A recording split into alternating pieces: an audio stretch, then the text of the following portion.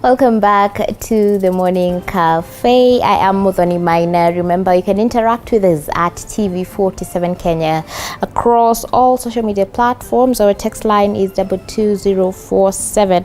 Now, on this segment, we're going to delve into matters of the youth and mental health crisis.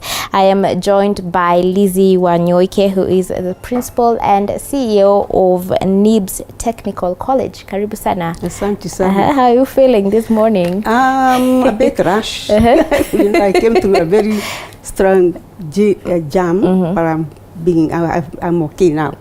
Yeah. You look amazing. You look amazing. Thank you. So as we get to talk on this matter of youth and mental health crisis, what should we do about mental health in the youth?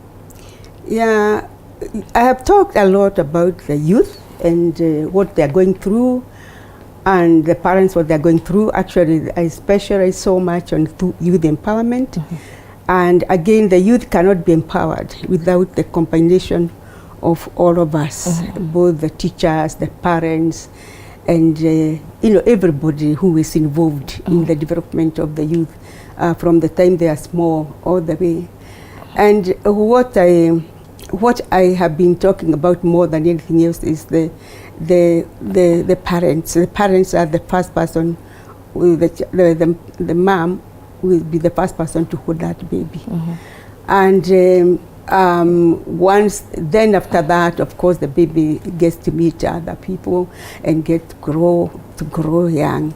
Now, what the worst thing here is some parents just, once the baby is there, once the baby is feeding, once the baby is breastfeeding well, then when they start growing, they now start talk like now it's the normal way of a child growing, crawling, then walking and all that. But that is very, very important, of course, for the well-being of the child, so that they can do everything that a human being is supposed to do. But there is something, then there's another baby, or the parent is busy, is working, and then they tend like to distance themselves. And again, some of us will be very busy working, and then they'll now allocate the duty of taking up care of the children to a house girl or to a housekeeper or whatever you call them in your place. So what the parent has the role, and this is very important, especially now. The parent has the role to make sure that child, it's a personal project. It's a personal project. You cannot handle it to somebody else. You cannot expect somebody else to discipline your kid in the right way. Sometimes they face abuse even from the house girl in your absence, especially if you are not good to a house girls.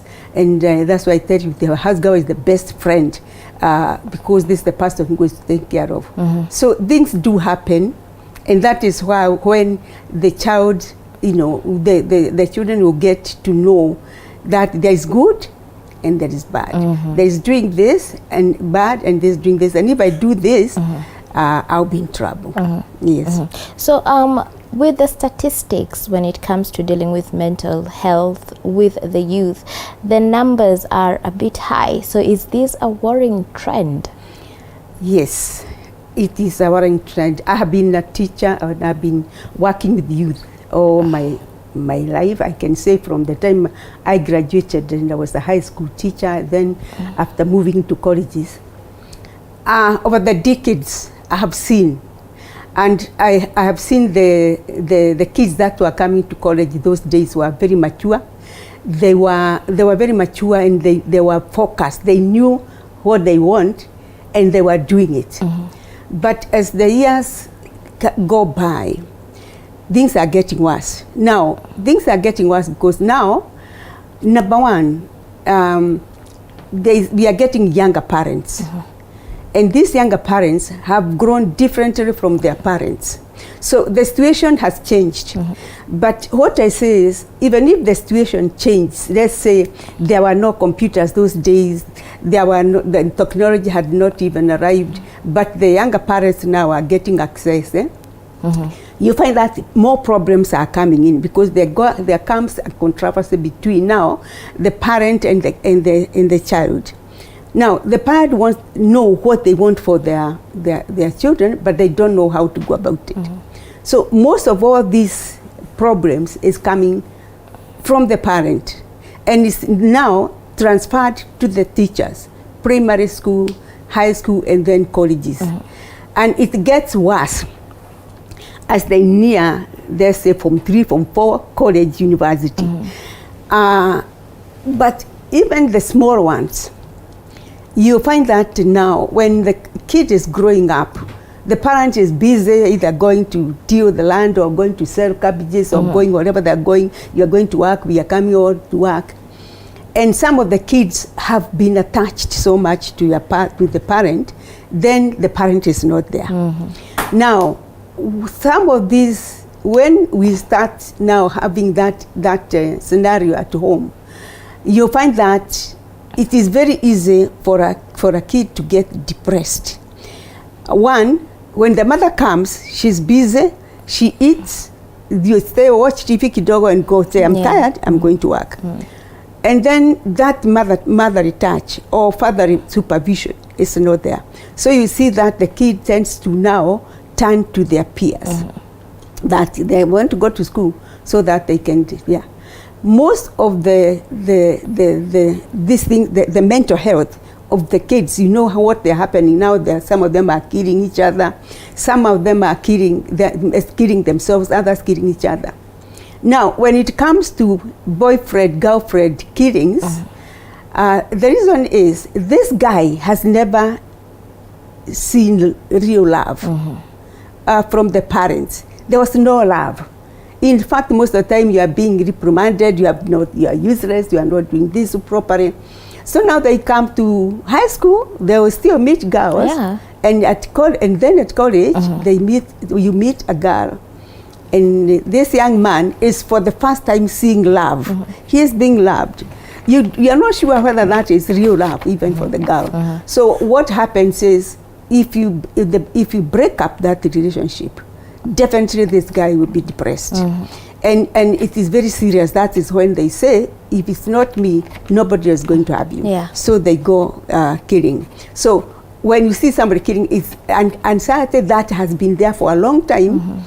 They are anxious, they need love, they have fear, and all those things put together, it's a recipe for depression.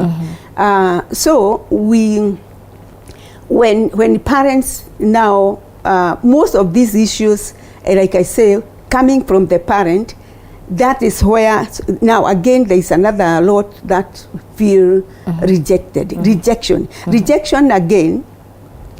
I have talked to young people who tell me the father rejected them, the mother had to go out and look for out of the country. The parents, they shows, they are ill, they are old, they can't take care of them. So the first thing they do is fall into a depression. Number one, the breakup. When the parents broke up, they come and tell us, now my mom and dad were always fighting, and mostly it's my mom who was being beaten. So that fear, that of the uncertainty of, is this what's going to happen to me when I grow up? And now when you are interacting with other kids, you are not comfortable. You are not comfortable because you don't know whether this person knows about your issue.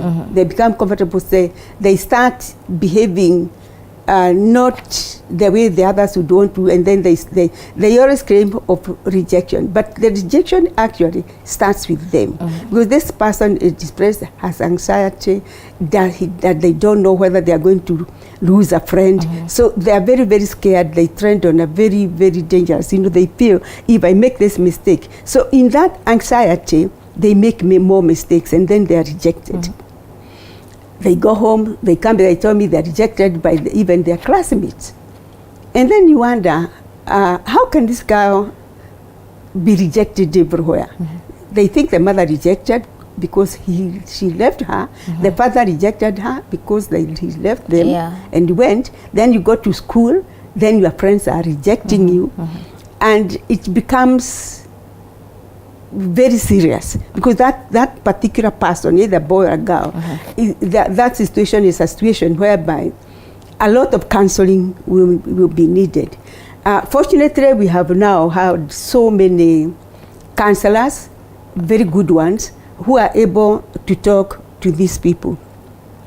Now, all these issues you are seeing with the youth, the drugs, the drugs, there are many types of drugs, and watching these pornographic videos, all those things and the fightings, when a parent is not there for you, that now again is a recipe for this person to get into drugs.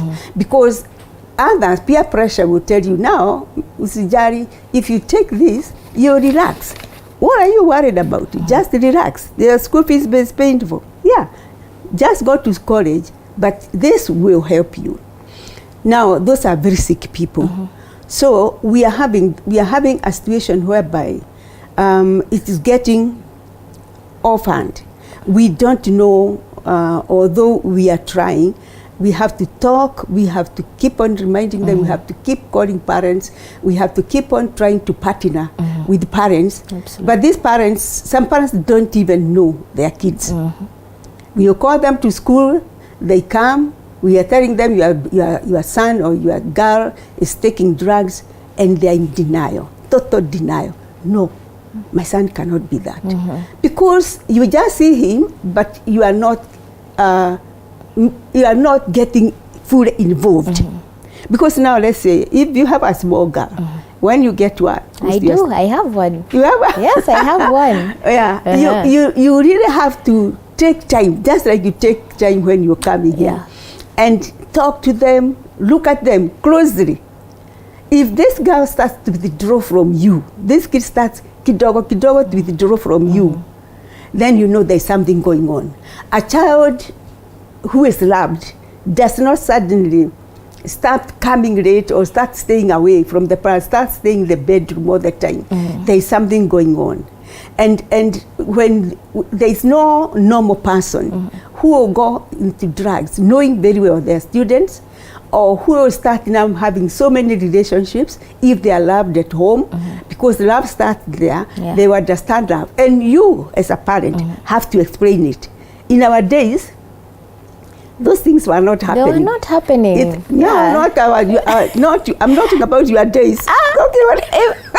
After maybe that was not happening. Meaning a parent will just come there and tell you, I love you. It was it's very hard, not like now how I can do it to my child. I'll be able to say proudly that I love you, but with our parents, they'll just do me as long as nimelipa fees. That's it. In fact, they are now openly complaining. There was another article that was in one of the main newspapers that we don't want fees, we want love. Because not many of them will go into, peer pressure will make you go into drugs, even if your parents care at home. And those are the parents who completely deny that my son is in drugs. They cannot. But you have to convince them. And before we call a parent, we have tried to change the student. We call them every day, see what they are doing, follow them at school. If it's a border, we are going to, we will follow them in the dormitory. But if they're now outside, if they're taking hostels, outside hostels, how we try to get them is by making sure they attend all classes. Nobody misses classes. Nobody fails to do their homework. Nobody fails to do, to do the cuts and mocks. If you see somebody who is absent, and you ask them where you are, they say they were not feeling well. They stayed in bed. There's something wrong. There's something wrong. Okay, we can identify the ones who are genuinely sick. A student will come to class. The teacher, we have told them, they'll look, they'll check, and they see this student is not okay. In fact, most of them even go and ask, "Are you okay?" Now, there are so many things. There are so many types of things that is bringing what they are doing to ban the schools. They are not banning the schools to them, they are running away from something. They are running away from something. Some of them is like they want to punish their parents. Some of them is, I'm being given too much work. Some of them is, this is not the kind of food I eat at home. And since they are now, they have not sat down with somebody who can reason, tell them life is a journey. When you go to high school, you no longer eat sausages. When you go to school, you not eat tea the times you want. Prepare them. If they come from a well-off family that is able to give them everything, prepare them, because they are going to a national school that have from the poorest to the richest, the same school. So now for this guy who was used to having everything at home, they want to go back home. So then there are those ones who, parents who beat their children, sometimes for no reason. He is feeling angry. He is also himself, anger in him is some kind of depression. So now, so the child will do something small and will be beaten. Then there are those ones who are brought up by maybe stepmothers or stepfathers, and they can see they are being discriminated against. The issues are endless because we have those kinds of homes. There are those homes that the parents are fighting. There are those parents that they are divorcing in the front of kids. There are those parents who are also have their own issues, especially now when when this college and university get jobs, they get married. I wonder whether they stop the habit. Sometimes I will follow some and find out what happens when they leave college, what happens when they leave university. So there is very, very poor parenting. And you find that some of these young people, they had no example of loving a family. They don't have. They remember that they were beaten. There are those who realize and say, I wouldn't want to do my kids to happen what happened to me. So we'll have some improvement as we keep on talking, as we keep on asking them to listen. Maybe our topics sometimes are boring to them, but those things that are boring are the most important because they are not easy. So there are others who move from one place to another. They lose all their friends where they were. So again, those ones are prone to getting anxiety and rejection and loneliness.